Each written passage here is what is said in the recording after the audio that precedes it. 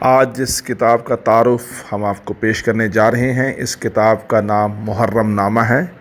اس کے مصنف خواجہ حسن نظامی ہیں۔ یہ کتاب حضرت کی وفات سے واقعہ کربلا کے تاریخی حالات کو سموئے ہوئے ہے، اور یہ مارچ 1944 میں 11ویں مرتبہ خواجہ حسن نظامی نے علیمی پریس دلی سے شائع کروا کر تقسیم کی۔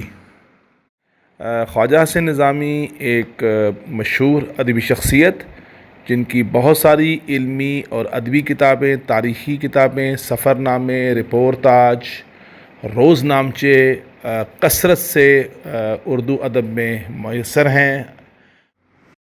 اس کتاب کا طرز تحریر تقریر کی مانند ہے، اور اسی واسطے اب ہم کچھ اقتباسات اس کتاب سے پڑھیں گے تاکہ سامعین کو اور ناظرین کو اس کے بارے میں علم ہو سکے کہ ان کا انداز تحریر کیا تھا۔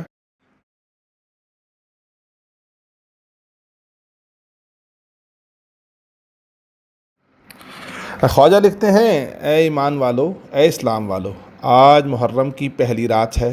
مسلمانوں کا نیا سال شروع ہو گیا۔ سب قومیں اپنے نئے سال کی ابتدا میں خوشی کرتی ہیں، عید کی طرح جشن مناتی ہیں، مگر جب تمہارا یہ نیا سال آتا ہے تو تمہارے گھروں میں ماتم کی صفیں بچھ جاتی ہیں۔ تم بجائے شادیانے بجانے کے سب کیا چھوٹے کیا بڑے غم زدہ ہو جاتے ہو۔ تم جانتے بھی ہو اس کا سبب کیا ہے؟ سنو، میں اس کی داستان سنانے کو یہ کتاب لکھتا ہوں۔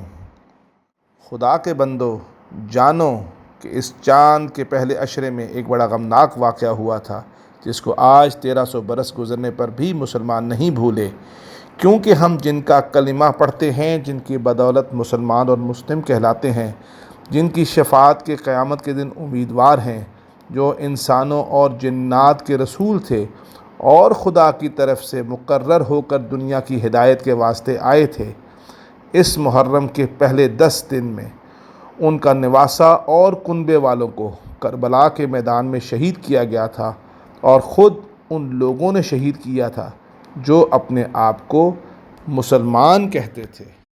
خواجہ لکھتے ہیں کہ جب حضرت محمد مصطفیٰ صلی اللہ علیہ وآلہ وسلم نے نبوت کا دعویٰ کیا تو امیہ کی اولاد میں ابو سفیان نامی ایک شخص کو، جن کے بیٹے کا نام معاویہ اور پوتے کا نام یزید تھا، حضرت کی پیغمبری سے سخت عداوت ہوئی، اور انہوں نے مکہ فتح ہونے تک ہمیشہ حضرت کے خلاف فساد برپا کیے۔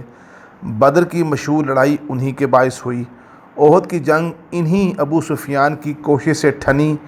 یہی ابو سفیان معاویہ کے والد نے، جن کی بیوی ہندہ نے احد کی لڑائی میں رسول خدا کے چچا حضرت امیر حمزہ کا کلیجہ چبا کر کھایا تھا۔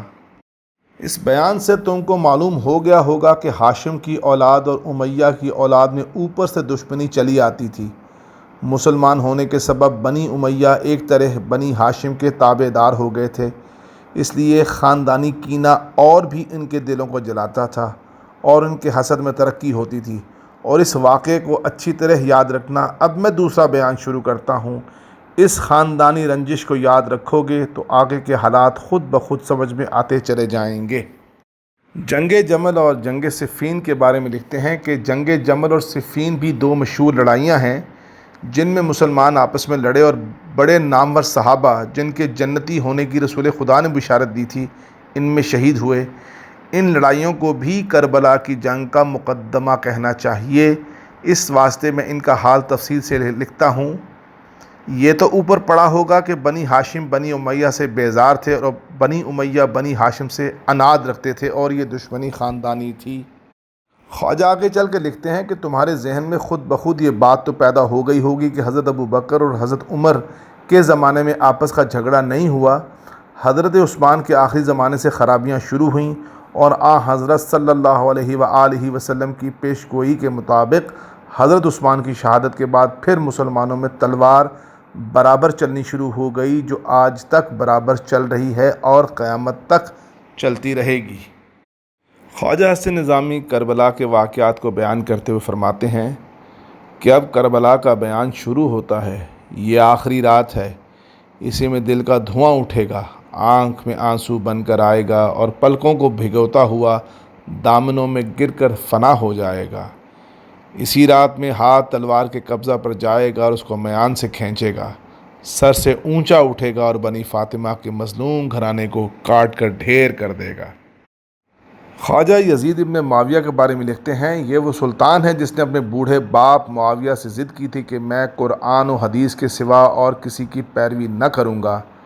تم اس کو مرحبا کہو کہ یہ بڑا مقلد قرآن ہے، صرف تھوڑی سی شراب پی لیتا ہے اور جن عورتوں سے نکاح جائز نہیں ان کو اپنے لیے حلال سمجھتا ہے، تم کو نماز کا حکم دیتا ہے مگر خود نہیں پڑھتا، اس سے زیادہ سنت کی پیروی کیا ہوگی۔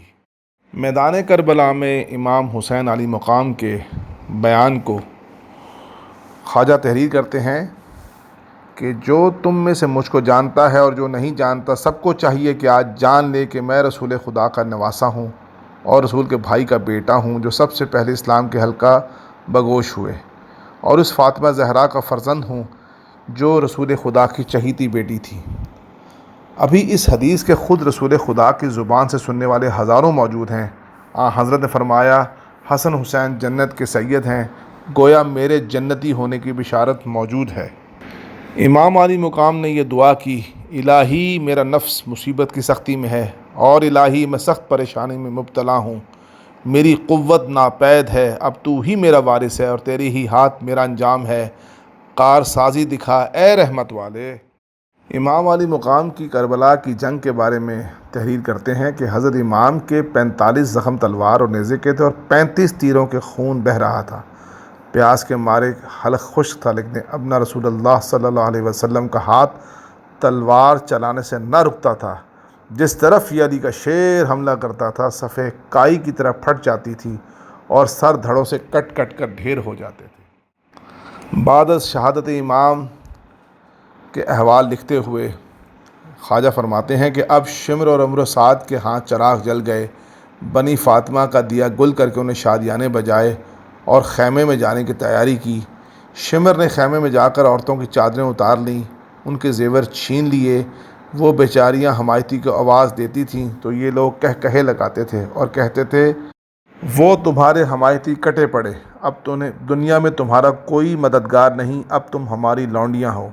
یہ ان کو کہا جاتا تھا جو سارے عالم کی آقازادیاں تھیں، یہ ان کی بے کسی کا وقت تھا جن کا نانا تمام جہاں کے بے کسوں کا حامی بنایا گیا تھا۔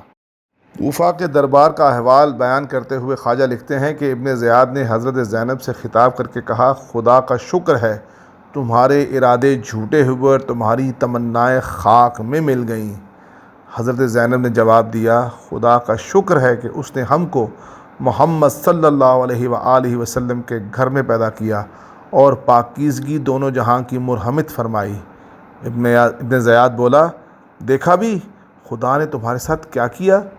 حضرت زینب نے جواب میں ایک آیت پڑھی، اس کا مطلب یہ تھا ان پر قتال فرض کیا گیا، اس واسطے وہ مقتول ہو کر اپنی آرام گاہوں میں چلے گئے۔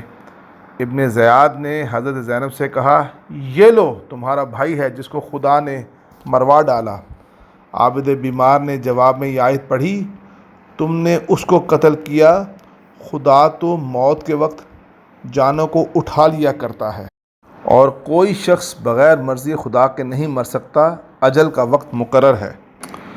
دربار شام یزید کے دربار کا احوال لکھتے ہوئے خواجہ بیان کرتے ہیں کہ ایک روایت میں یہ بھی آیا ہے کہ دربار کے باہر نوبت بج رہی تھی، یزید نے عابد بیمار سے کہا، سن، یہ میری اور میرے باپ کی بادشاہت کی نشانی ہے اور تیرا باپ سامنے کٹا پڑا ہے۔